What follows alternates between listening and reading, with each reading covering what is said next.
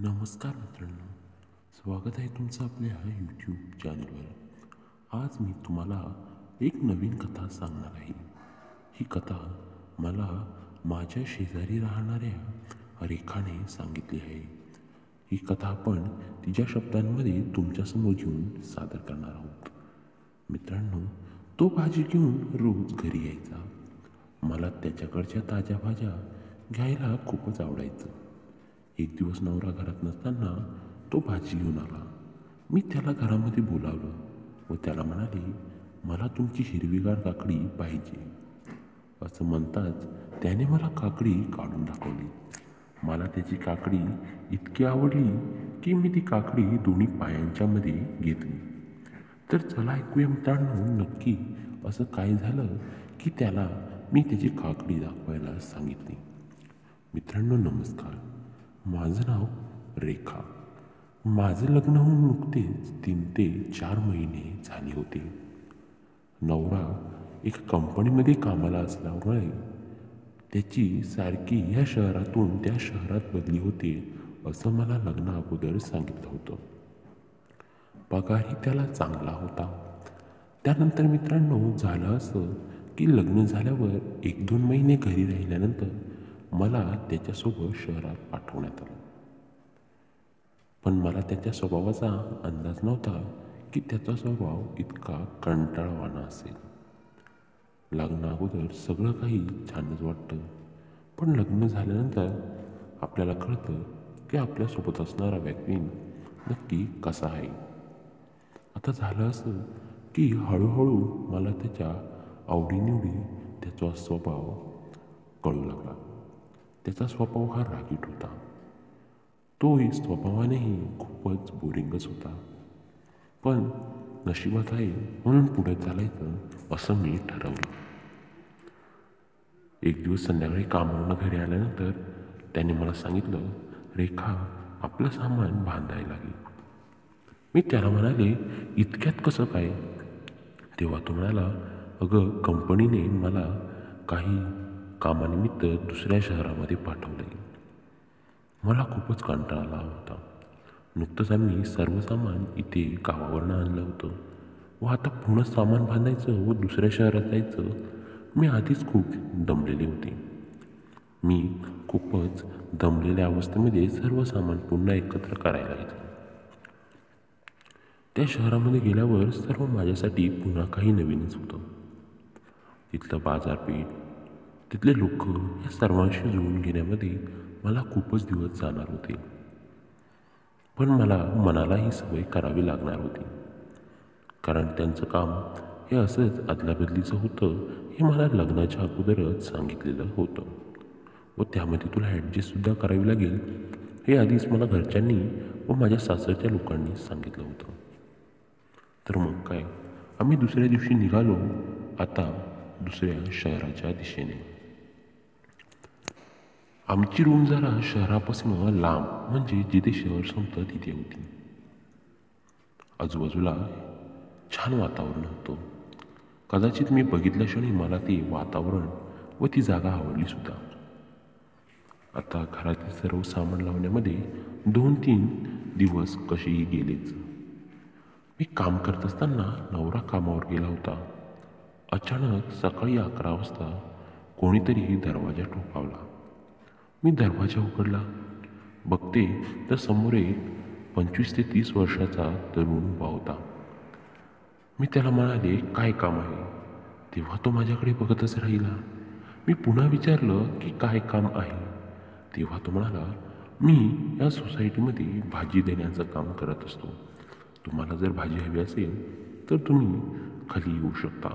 माझी भाजीची गाडी खाली उभी आहे. असं म्हणत तो निघून गेला.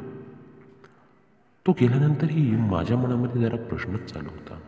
हा माझ्याकडे असं का बघत होता?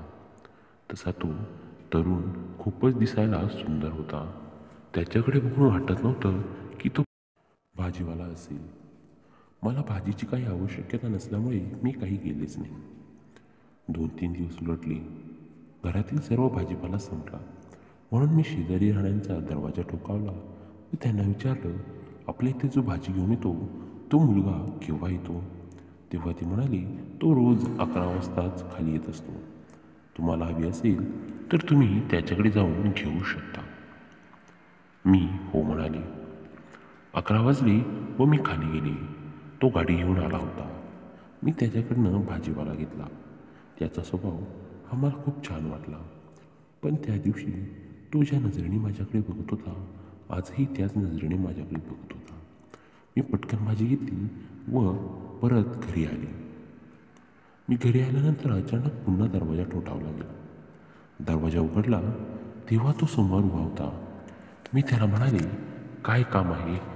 तेव्हा तो म्हणाला, मॅडम, तुम्ही मला पैसे दिले, पण तुम्ही परत पैसे घ्यायचेच विसरून गेले. तेच पैसे द्यायला मी पुन्हा आलो आहे. असं म्हणत मी त्याच्याकडनं पैसे घेतले व त्याने पैसे परत आणून दिल्याबद्दल मी त्याला धन्यवाद म्हणाले. कदाचित मी त्याच्याबद्दल लावलेला अंदाज वेगळा असेल म्हणून मला माझं वाईट वाटलं. आता झालं असं की मी नियमितपणे त्याच्याकडनं भाजी घेऊ लागले. नकळत कळत आमच्या दोघांचंही बोलणं आता वाढू लागलं. आता मी दोघेही एकमेकांच्या व्यवहारापेक्षा एकमेकांच्या बोलण्याकडे जास्त लक्ष देऊ लागलो. कधीकधी तर तुम्हाला म्हणायचा, तुम्ही मला सांगत जा, मी तुम्हाला घरी भाजी घेऊन येत जाईल. मीही त्याला हो म्हणाले. एक दिवस नवरा कामाला गेला होता. माझ्या अचानक मनामध्ये वेगळे विचार चालू झाले. कळतच नव्हतं असं का होतंय, पण असं वाटायचं की कोणीतरी माझ्या सोबत हवंय. तेवढ्यात दरवाजावर थाप पडली. तो माझ्यासाठी त्याच्या भाजीची टोपली घेऊन माझ्या घरी आला होता. मी त्याला घरामध्ये बोलावलं व त्याला म्हणाले, आज मला तुमच्याकडनं वेगवेगळ्या प्रकारच्या भाज्या घ्यायच्या आहेत. तो माझ्याकडे हसून बघू लागला. मी त्याला म्हणाले, मला तुमची हिरवीगार काकडी पाहिजे. असं म्हणतात त्याला कळालं होतं की मला नक्की काय हवं ते. तेव्हा तो म्हणाला, का नाही, माझी हिरवीगार काकडी तर तुमच्यासाठीच आहे. असं म्हणत त्याने टोपलीमधनं मला हिरवीगार काकडी काढून दाखवली. मी ती काकडी हातात घेतली व खालून वर तिचं निरीक्षण करू लागले. माझ्या निरीक्षण करण्याच्या पद्धतीने त्याला माझा स्वभाव कळाला. तेव्हा मी त्याला म्हणाले, याच्यापेक्षा मोठी काकडी मिळेल का? असं म्हणतात त्याने माझा शब्द अचूकपणे हेरला व तो मला म्हणाला, मॅडम, याच्यापेक्षा काय, याच्याही पेक्षा अजून मोठी काकडी माझ्याजवळ आहे. फक्त तुम्हाला हवी व तुम्हाला पाहिजे असेल तर तुम्ही हो बोला, मी ती लगेच तुमच्यासाठी घेऊन येतो. असं म्हणतात माझा अचानक फोन वाजला. मी फोन उचलला तर तो फोन नवऱ्याचा होता.